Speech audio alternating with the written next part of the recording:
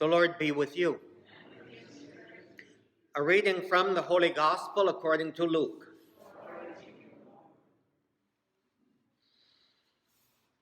An argument arose among the disciples about which of them was the greatest. Jesus realized the intention of their hearts and took a child and placed it by his side and said to them,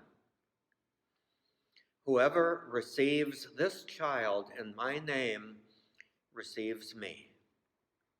And whoever receives me receives the one who sent me.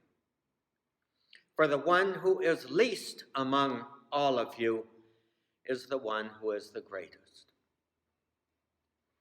Then John said in reply, "Master, we saw someone casting out demons in your name, and we tried to prevent him because he does not follow in our company."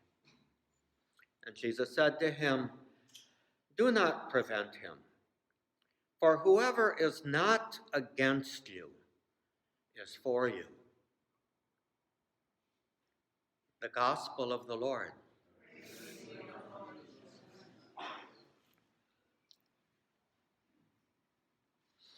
I said at the beginning of the Mass that St. Jerome is one of my favorite saints.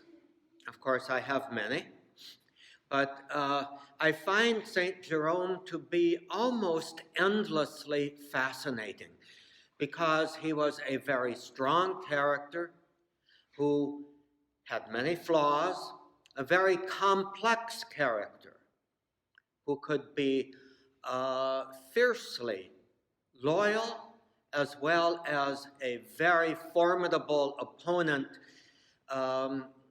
dripping with sarcasm and even anger in his opposition to things that he felt were not true.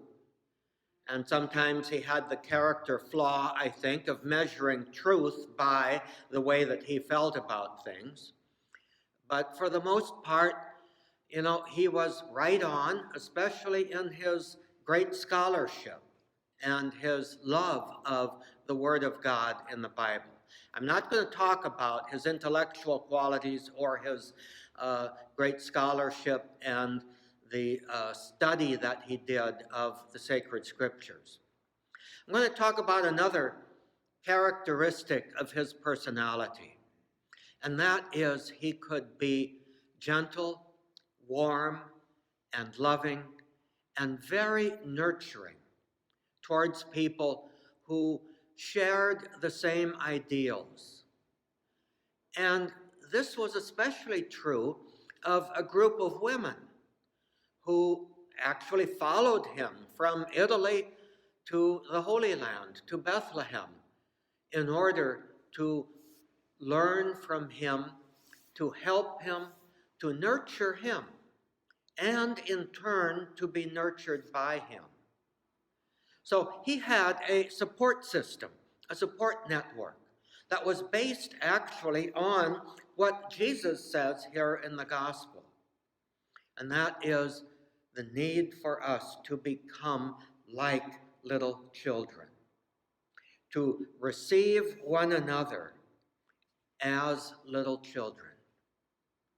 Now, it's very interesting. You look at the characteristic of little children, and you know how you teach a small child. You don't teach them by sitting them down and lecturing at them.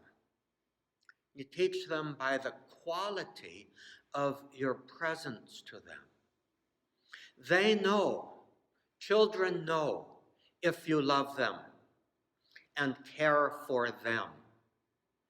And then the way that you love a child will be the way that that child is formed.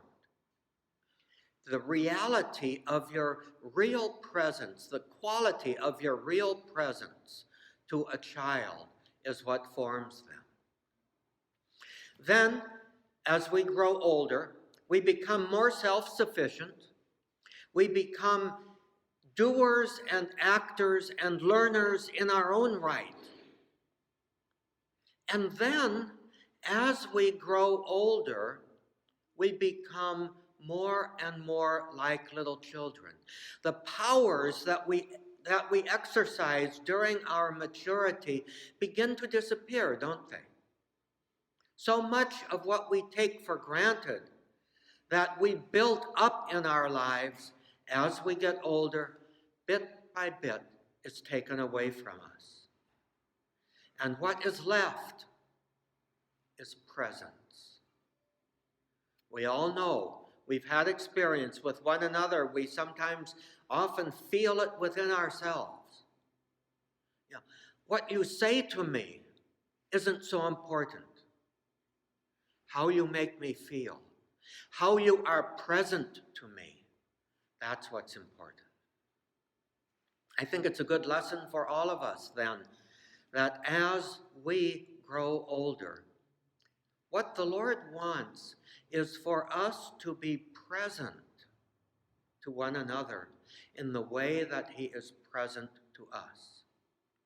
You know, we talk about the real presence of Jesus in the Eucharist, except that real presence of Jesus in the Eucharist, it's true, but He's not there just for us to adore Him.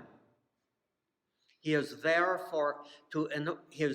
in order to make us, help us become like Him, so that we can be really present to one another.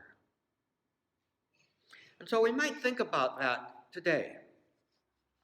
What's the quality of my presence with those around me?